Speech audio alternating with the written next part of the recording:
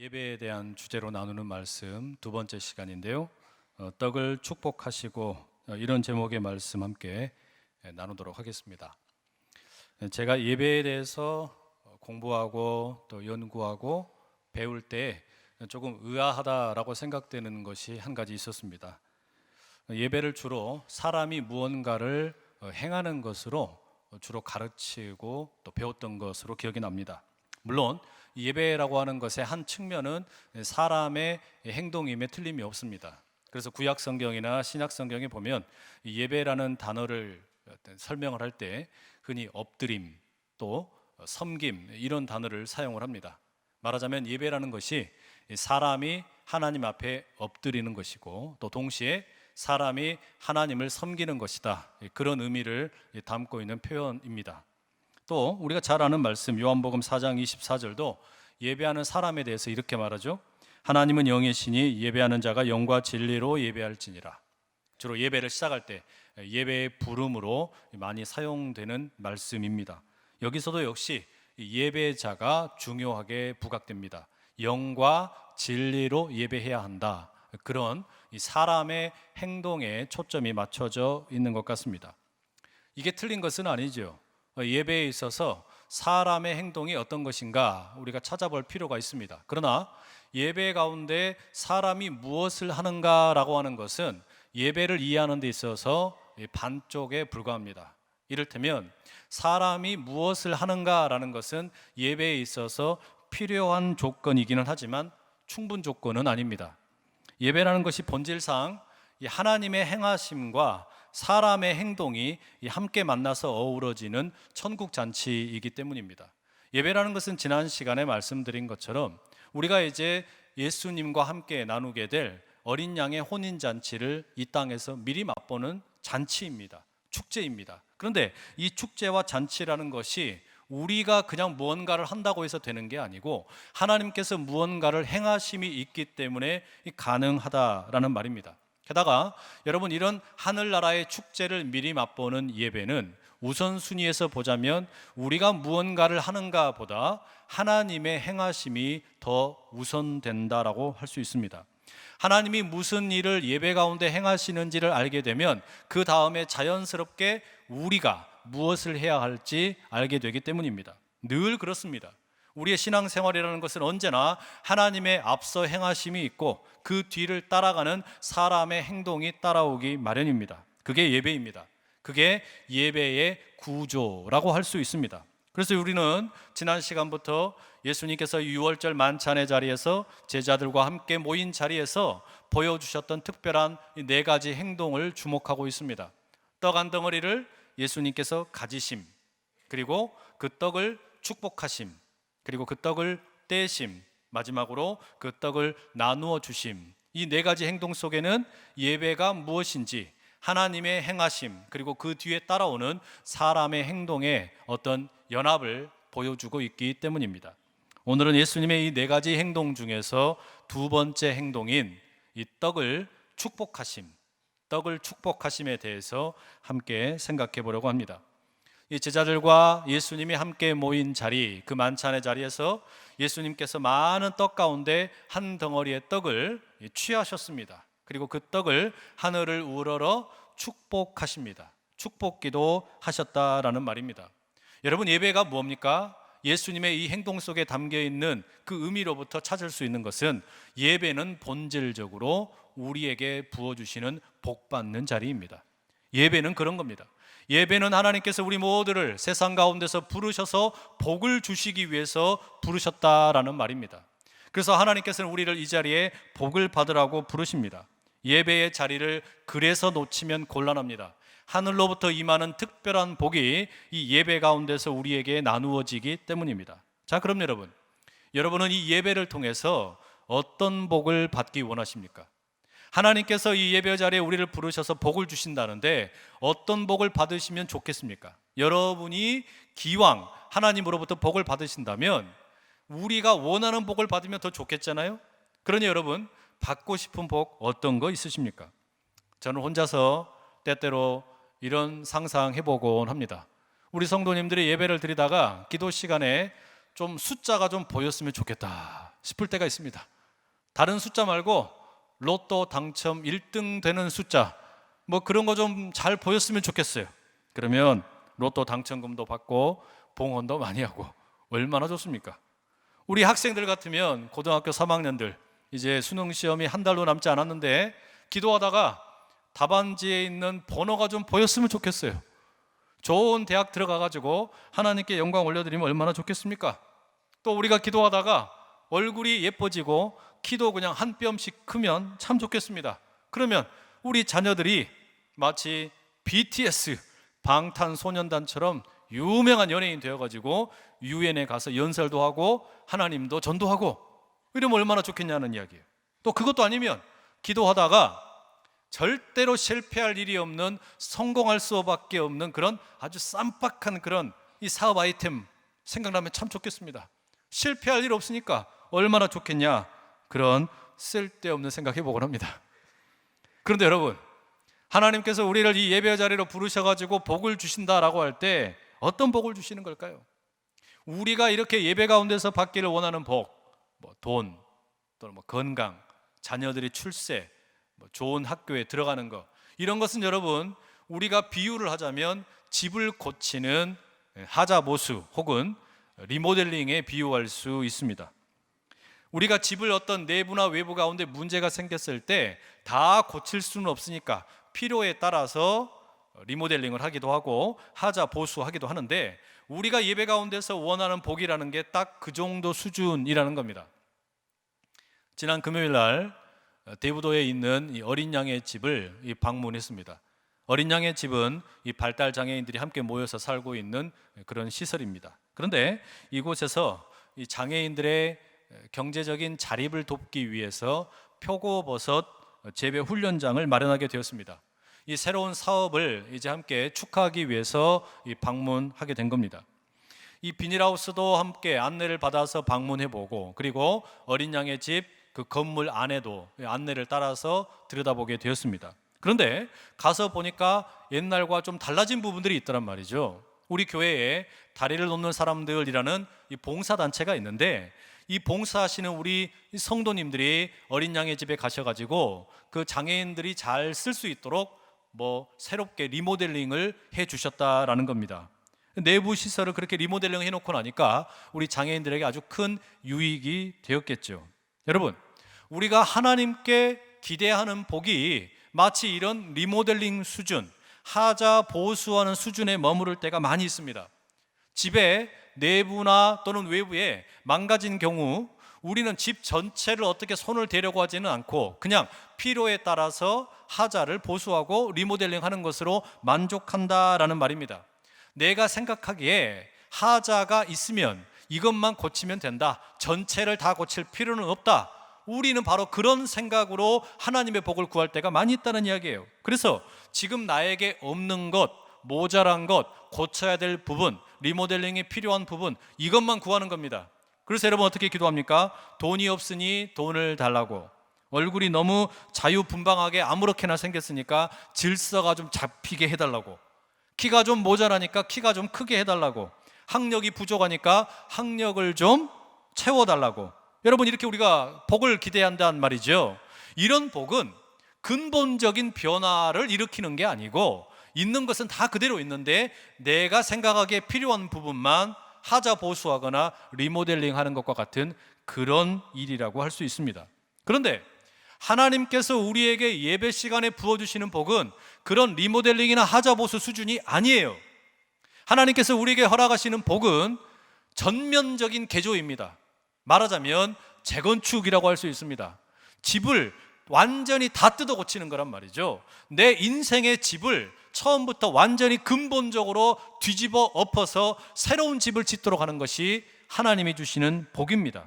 그러니 여러분, 이것은 그냥 일부분의 개조로서 끝나는 일이 아니라 전면적인 그런 개조, 그런 재건축, 그게 하나님이 우리에게 주시는 복이다라고 할 수 있습니다. 이런 하나님의 재건축, 이게 여러분 어떻게 일어나는 일입니까? 오늘 우리가 예수님의 행동을 다시 한번 보십시오. 본문의 22절 말씀을 이 세번역 성경이 이렇게 옮깁니다. 그들이 먹고 있을 때에 예수께서 빵을 들어서 축복하신 다음에 떼어서 그들에게 주시고 말씀하셨다. 받아라, 이것은 내 몸이다. 이게 22절의 말씀이죠. 여러분, 여기서 첫 번째 구절이 뭡니까? 그들이 먹고 있을 때 이렇게 말합니다. 제자들이 먹고 있는 중에, 이런 이야기죠. 그러니 여러분, 예수님께서 지금 제자들이 먹기 전에 식사 기도를 하시는 게 아니고, 제자들이 부지런히 빵도 먹고 포도주도 마시고 있는데 제자들을 불러 세웁니다. 얘들아, 잠깐만 나를 좀 주목해라. 그리고서 뭐 하시는 거예요? 많은 식탁 가운데 놓여있는 떡 가운데 한 덩어리 떡을 취하시고, 그리고 이어서 하늘을 우러러 축복 기도 하시는 겁니다. 그러니 여러분, 이 지금 축복은 식전 기도가 아닙니다. 이것은 지금 이 떡 덩어리 자체를 향한 아주 특별한 기도입니다. 축복의 기도입니다. 이 기도를 통해서 여러분, 어떤 일이 일어납니까? 떡 자체가 완전히 변하게 됩니다. 떡이 새롭게 된다는 이야기죠. 예수님 손에 붙들리기 전에 식탁 위에 그냥 있을 때에는 이게 그냥 떡은 떡입니다. 빵은 빵이었다는 이야기죠.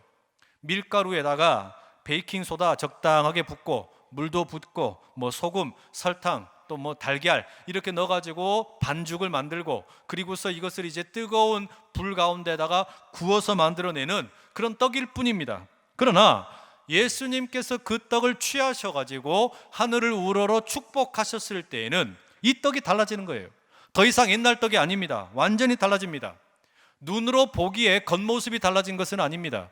하자보수를 하거나 무슨 리모델링을 하는 그런 수준의 변화는 아닙니다. 완전히 새로운 변화가 일어나는데 눈에 보기에는 하나도 달라지지 않은 것 같습니다. 그러나 존재가 달라졌습니다. 떡덩어리의 존재가 달라진 거예요. 완전히 새로워진 겁니다. 예수님 손에 붙들리기 이전과 이후가 전혀 다른 모습으로 나타난 겁니다. 눈에 보이지는 않지만 새로운 변화가 일어났기 때문에 예수님께서 그렇게 축복하신 그 떡을 떼어서 제자들에게 주시면 뭐라고 말씀하십니까? 받아라, 이것은 내 몸이다 라고 말씀을 하십니다. 떡은 떡인데 떡이 아닙니다. 빵은 빵인데 빵이 아닙니다. 이제 이 떡은, 이 빵은 예수님의 몸입니다. 떡은 떡인데 떡이 아니고 예수님의 몸이 되었다는 이야기예요. 여러분, 이게 뭡니까? 존재의 변화예요. 완전히 새롭게 된 변화입니다.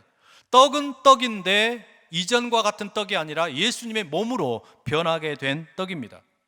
여러분, 이게 우리가 예배 시간을 통해서 누리게 되는 하늘의 축복입니다. 예배라는 걸 여러분, 우리가 만찬이다, 천국의 잔치이다, 우리가 저 하늘나라에서 누리게 될 천국의 잔치를 이 땅에서 미리 맛보는 거라 그랬는데, 이 천국 잔치에서 우리가 먹고 마시는 게 뭐냐? 예수님이라는 이야기예요. 우리가 이 천국의 잔치를 미리 맛보는 예배 자리 가운데서 누리게 되는 복이 뭐냐?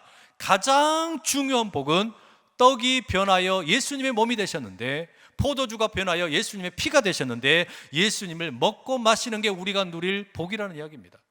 예수님이 복덩어리라는 이야기예요. 그러니 여러분, 꼭 기억하셔야 됩니다.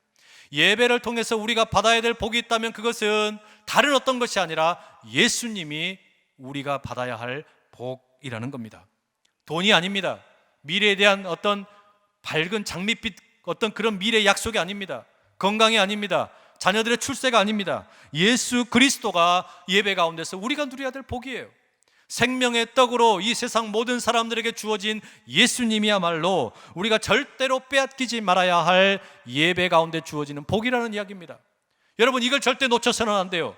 우리가 이 자리 가운데서 돈이나 건강이나 또는 물질이나 어떤 세상의 출세나 또는 좋은 대학에 들어가거나 자녀들이 잘 되는 거나 사업이 부흥하는 거나 이런 것도 다 좋은 복입니다. 그러나 이런 것들은 유통기한이 짧습니다. 길어야 100년이에요. 그러나 우리가 이 예배 가운데서 예수님을 받아 누린다라는 거, 예수님을 먹고 마신다라는 거, 이것은 여러분 이 땅에서 사는 짧아야 길어봐야 100년에 불과하는 그런 유통기한을 갖는 게 아니라 영생을 책임지는 복입니다. 영생에 책임지는 복이기 때문에 예배 가운데서 우리가 절대로 다른 복을 놓쳐서는 안 됩니다. 다른 것을 놓쳐서도 괜찮습니다. 그러나 예수님을 놓치면 안 된다는 거예요. 여러분, 우리가 그렇게 이 예수님의 살과 피를 먹고 마시는 게 예배입니다. 예배 가운데서 다른 거 다 했는데 예수님을 만나지 못했다면 예배를 헛되게 드린 겁니다. 내가 이 예배 가운데서 예수님을 먹고 마시지 못했다면 내가 드린 예배 가운데 아무런 의미가 없는 겁니다. 반드시 예배의 자리 가운데서 우리 주님을 만나는 복이, 우리 모든 성도님들 가운데 임하기를 축복합니다. 그런데 여러분, 이렇게 우리가 세상의 많은 떡 가운데 하나님의 부름을 받아서, 그리고 이 떡으로 부름받은 우리가 예수님이 주어질 때, 예수님이라는 또 다른 떡을 먹고 마실 때 무슨 일이 생기는 거냐? 변화가 일어납니다. 존재의 변화예요. 눈에 보이지 않는 신분의 변화가 일어나게 됩니다. 과거에는 다리 밑에서 거지처럼 살아가던 그런 신분이었는데 어느 날 하나님께서 우리 모두를 부르십니다. 그리고서 부르셔서 바로 축복하시는 겁니다. 복을 주십니다. 어떤 복입니까? 신분의 변화를 일으키시는 겁니다. 오늘부터 너는 누가 뭐라고 그래도 내 아들이고 내 딸이다. 이게 예수님을 통해서 우리에게 주어지는 신분의 변화예요. 예배를 통해서 우리에게 주어지는 복이라는 이야기입니다. 내가 예수님을 먹고 마시면 내가 곧 하늘나라의 왕자가 되고 공주가 된다는 이야기죠. 여러분, 이게 우리에게 주어지는 복입니다. 옆에 계신 분 한번 보십시오. 눈에 보시기에 어떠세요? 왕자처럼 보이시고 공주처럼 보이십니까? 예라고 대답하면 곤란합니다. 왜냐하면 우리 눈으로 보기에는 여기에 아무도 왕족이 없어요. 겉보기에는 모두가 다 옛날 모습 그대로입니다. 전혀 왕자 같지 않고 공주 같지 않습니다. 그런데 겉으로 보기에는 하나도 변하지 않았으나 우리는 모두 신분의 변화가 일어나는 겁니다. 신분의 변화가 일어나요. 하나님의 아들이 되고 하나님의 딸이 된다라는 이야기입니다. 새로운 사람이 되었다는 이야기예요. 떡은 떡인데 떡이 아닙니다. 이제 우리는 하나님의 자녀가 된다, 그런 이야기가 되는 것이죠. 여러분, 이 진리를 고린도후서 5장 17절에서 사도 바울이 이렇게 이야기하죠. 그런즉 누구든지 그리스도 안에 있으면 새로운 피조물이라. 이전 것은 지나갔으니 보라 새 것이 되었도다. 이 말씀 제가 얼마나 좋아하는지 몰라요. 누구든지 그리스도 안에 있으면, 누구든지 어떤 사람이 되었든지 그리스도 안에 있으면 이전 것은 지나갔으니 보라 새 것이 되었도다. 누구이든지 그리스도 안에 있다라는 것, 이 예배의 공간 가운데 그리스도의 몸에 참여하고 그리스도의 피에 참여하게 되면, 예수 그리스도의 말씀을 먹으면 그 사람이 누구이든지 간에 새로운 피조물이 된다는 겁니다. 여러분, 그리하여 하늘의 왕자가 되고 공주가 되는 그 복 마음껏 누리시기를 축복합니다. 겉모습만 보는 세상 사람들은 이 비밀을 모릅니다. 세상은 우리가 이렇게 변화된 모습을 모릅니다. 왜요? 겉으로 보기엔 하나도 달라진 게 없기 때문이죠. 그러나 우리는 예수님으로 인하여 존재가 변화됩니다. 신분이 바뀝니다. 왕자가 되고 공주가 되었습니다. 이 은혜를 우리는 안다라는 말입니다. 별 볼 일 없던 떡덩어리였던 나를 주님께서 택하시고 축복하셨더니 이제 나의 신분이 바뀌고 나의 존재가 바뀌게 된 겁니다. 하나님 나라의 놀라운 왕자와 공주가 되는 복을 누리게 되었다는 것이죠. 여러분, 여기서 왕자가 되고 공주가 되는 것, 하나님 나라의 왕자가 되고 공주가 되는 것, 이런 신분의 변화는 달리 이야기하면 우리에게 있어서 자유가 달라졌다라는 것을 의미하기도 합니다. 여러분, 우리가 이제 하나님 나라의 왕자가 되고 공주가 된 것은 이제 우리의 자유에 대한 생각이 달라지게 된다라는 이야기입니다. 예배를 통하여 내 존재가 변한다라는 것, 내 신분이 변한다라는 것은 달리 이야기하면 자유의 변화를 의미하기도 합니다. 여러분, 우리가 예배 시간 가운데 우리 4부 예배 시간에는 그렇게 하지 않지만 2부와 3부 예배 시간에 빠지지 않고 드리는 순서가 있죠. 그게 뭐냐면 지난 일주일 동안의 삶을 우리가 참회하며 죄를 고백하는 기도를 드립니다. 그리고 이어지는 용서의 선언을 듣습니다. 우리는 왜 이렇게 함께 예배를 드리는 시간마다 죄를 고백하는 시간을 갖고 아울러 동시에 죄 용서의 선언을 듣습니까? 그 이유가 무엇일까요? 왜 우리가 이렇게 함께 모일 때마다 죄를 고백하고 용서의 선포를 듣느냐? 그 이유는 우리의 자유의지가 망가졌기 때문입니다. 우리가 여기 나와서 이렇게 예배를 드리는데 알게 모르게 하나님의 백성으로 이제 내가 축복을 받기는 받았지만 자유의지가 망가진 경우가 참 많습니다. 지난 한 주간 여러분이 생각하실 때 가장 큰 이슈는 무엇이었습니까? 저는 아마도 서울 강서구 PC방에서 있었던 살인사건이 아닐까라는 생각이 듭니다. 온 신문과 인터넷에 이 뉴스가 가득 도배가 되었죠. PC방에서 아르바이트를 하는 21살 아르바이트생이 불친절하다라는 이유로 35살의 형과 그 동생이 시비를 걸었습니다. 그리고서 두 사이 가운데 실랑이가 일어났죠.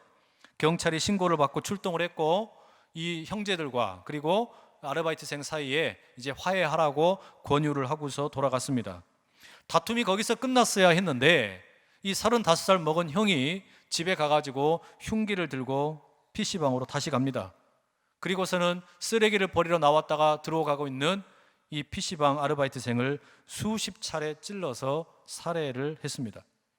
응급실에 이 피해자가 실려가게 되었는데 그때 그 담당 의사가 이 사람은 아무리 봐도 원한 관계에 의해서 이렇게 당한 것 같다라고 생각을 했답니다. 왜냐하면 이 상흔을 보니까 배에는 아무런 상흔 흔적이 없습니다. 모든 이 피해자의 흔적이 얼굴과 목에만 가득한 거예요. 그것도 아주 깊게 박혀 있다는 겁니다. 이런 경우는 원한 관계가 아니면 이런 범죄가 없다는 겁니다. 사람의 얼굴을 사람이 그렇게 깊게 찌르는 경우는 없다는 거예요. 너무나 불가능한 끔찍한 사건이 일어났다는 겁니다. 이렇게 우발적으로 일어났다는 이해에 대해서 이 의사가 도무지 이해할 수 없다는 반응을 보였습니다. 그런데 여러분, 이런 일이 지금 우리 주변에 보면 너무너무 많아요. 너무나 끔찍끔찍한 범죄들이 가득하다는 이야기입니다. 사랑하는 연인 사이라고 하더니 또 사랑하는 부부 사이라고 하더니 성관계 영상을 핸드폰으로 찍고 그것을 보관해 놨다가 관계가 틀어지니까 이제 인터넷에다가 유포해 버리겠다고 협박을 합니다. 리벤지 포르노 협박이라고 하는 일이죠. 이런 일들이 벌어집니다. 도대체 뭐 하려고 찍고 또 그걸 뭐 하려고 유포하겠다고 그렇게 협박을 하는지 모르겠습니다. 어린이집 문제도 심각하지 않습니까? 자녀를 어린이집에 맡겼더니 교사가 자녀를 학대했다라는 소식을 들었답니다. 그래서 화가 난 가족들이 달려갑니다. 그리고서는 그 교사를 무릎 꿇리고 그냥 물을 확 끼얹습니다. 그리고서는 이제 온라인에서 그 교사와 어린이집을 마녀 사냥을 합니다. 정확하게 정황이 밝혀지지 않았는데 그런 마녀 사냥에 시달리다가 견디지 못한 교사는 자신이 살던 아파트에서 투신을 하여 생을 마감합니다. 이게 이번 주에 오늘 우리가 살고 있는 이 나라에서 일어났던 일들이에요. 우리가 살고 있는 이 세상의 단면이라는 말입니다. 도대체 세상이 왜 이렇게 되었을까요? 왜 이렇게 분노가 가득한 세상이 되어버렸습니까? 왜 이렇게 세상이 망가지게 되었습니까? 인심이 나빠졌기 때문입니까? 먹고 살기 어렵기 때문입니까? 경제 문제가 해결되지 않았기 때문입니까? 그런 것 같지 않습니다.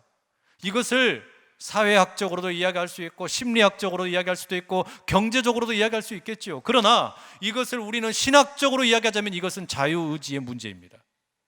각 사람에게 주어진 자유의지가 망가졌다는 이야기예요. 사람들이 각자에게 주어진 자기 자유를 권리로서 이야기하기는 하지만 책임지려고 하지는 않습니다. 책임 있는 자유를 이야기하지 않는다는 이야기입니다. 그래서 여러분, 우리가 살고 있는 세상이 자유를 부르짖는데 무한 이기주의에 끌려가는 그런 자유에 의해서 수많은 사람들이 끌려다니고 있다는 이야기입니다. 여러분, 그게 바로 다리 밑에서 거지처럼 살아가던 인생들의 자유 아니었습니까? 그때는 그렇게 살아도 괜찮았을지 모릅니다. 다리 밑에서는 그렇게 살았을지 괜찮을지도 모릅니다. 그러나 예배의 자리에서 나왔을 때 우리의 신분이 달라진다는 이야기예요. 아무렇게나 살아가던, 자기 욕망을 따라서 살아가던, 권리만 주장하던 자유를 부르짖던 사람이 이 자리에 나왔더니 새로운 자유를 경험하는 겁니다. 신분이 달라졌습니다. 하나님의 아들이 되고 하나님의 딸이 되었습니다. 하나님의 자녀가 되었습니다. 여러분, 그것은 우리의 신분이 변화됨으로 인하여 자유가 달라졌다는 이야기입니다.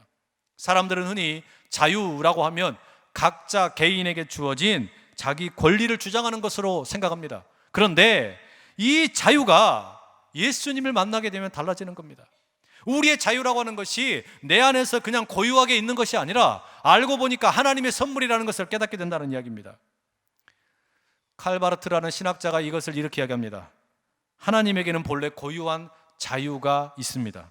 하나님의 자유는 성령의 연합 안에서 성부와 성자가 함께 누리는 삼위일체의 자유입니다. 이 하나님의 자유에는 은혜가 있고 감사가 있고 평화가 함께 묶여 있는 그런 자유입니다. 그런데 하나님께서는 이 자유를 가지고 무슨 일을 하시느냐? 성부 하나님께서는 자기를 내어주듯이 예수님을 십자가에 내어줍니다.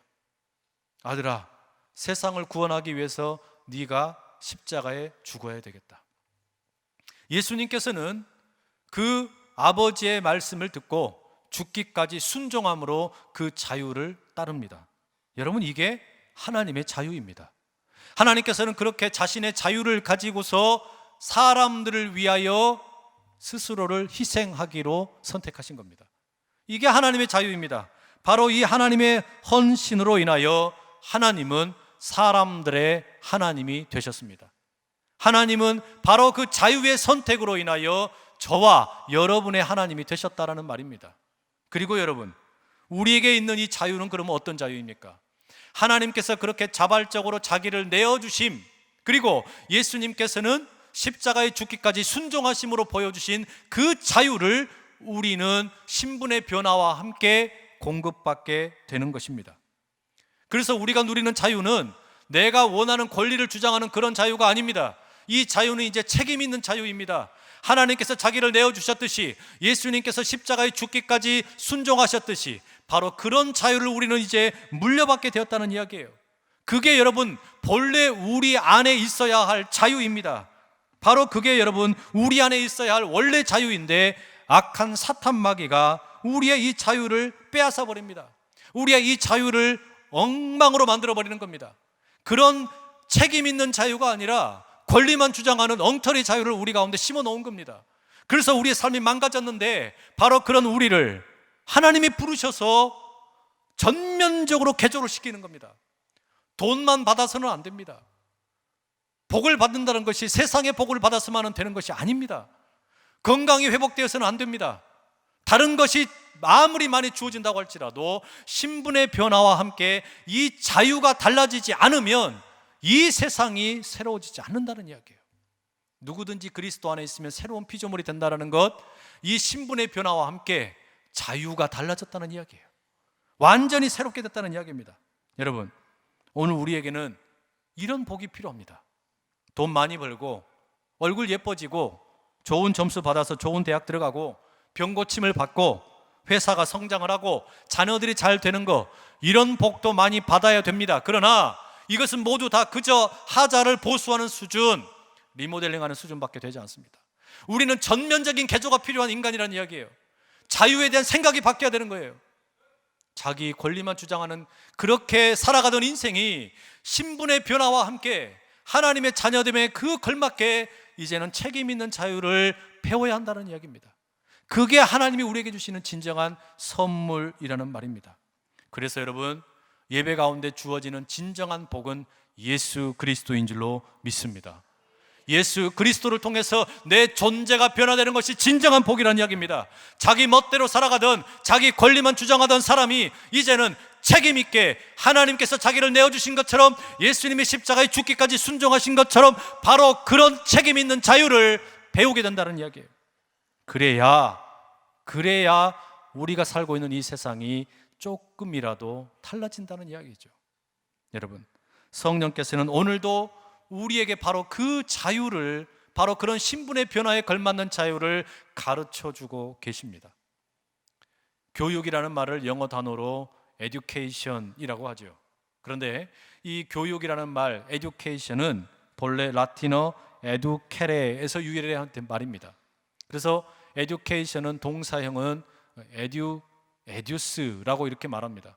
이 뜻이 어떤 거냐면 이끌어낸다, 끌어낸다, 이런 뜻을 가지고 있습니다. 이게 본래 어떤 상황에서 나온 단어이냐면, 이제 산모가 태아를 낳으려고 하는데, 아이를 출산하려고 할 때 지금 이 산파가 거기에서 그 아이를 끌어내준다라는 그런 의미입니다. 엄마 뱃속에 있는 아이를 이제 세상으로 끌어내주는 그 산파의 역할, 그게 에듀케이션이라는 말의 의미입니다. 여러분, 성령께서 바로 그런 우리를 위한 산파가 되어주시는 겁니다. 예배 시간에 여러분, 우리는 이렇게 하나님으로부터 어마어마한 복을 받습니다. 예수 그리스도를 우리가 복으로 받습니다. 우리 안에 예수님이 살아계신다는 이야기예요. 성령께서는 바로 그 예수의 생명을, 이제 우리 안에 있는 그 예수의 생명을 끄집어내시는 겁니다. 이게 성령이 하시는 일이에요. 성령은 그렇게 예수님을 끄집어내셔서 우리를 이끌어 주시는 겁니다. 생명의 길로, 올바른 길로 이끌어 주시는 겁니다. 그게 에듀스라는 겁니다. 그런데 사탄은 뭐라는 거냐? 에듀스에서 이끌어주는 것이 아니라 시듀스 하는 게 이 사탄이 하는 일이에요. 에듀스에다가 앞 글자에 S만 붙이면 시듀스라는 단어가 됩니다. 유혹한다는 말입니다. 일탈하게 만든다는 말입니다. 반드시 가게 만들어주는 줄 알았더니 알고 보니까 어긋나게 만드는 거예요. 이게 사탄이 하는 일이에요. 자기 어떤 자유가 있는데, 자유의지가 있는데 이걸 가지고 어긋나게 만들어버리는 게 사탄이 하는 일이라는 말이죠. 여러분, 어떤 인생을 사시겠습니까? 예배 자리에 모여있는 우리에게 하나님께서 지금 말씀하시는 겁니다. 내가 너를, 이 세상의 수많은 떡덩어리 가운데 너를 취하여서 내가 너를 복을 주었는데, 내가 너에게 예수 생명을 주었는데 너는 이 예수 생명 가지고 이제 어떻게 살래?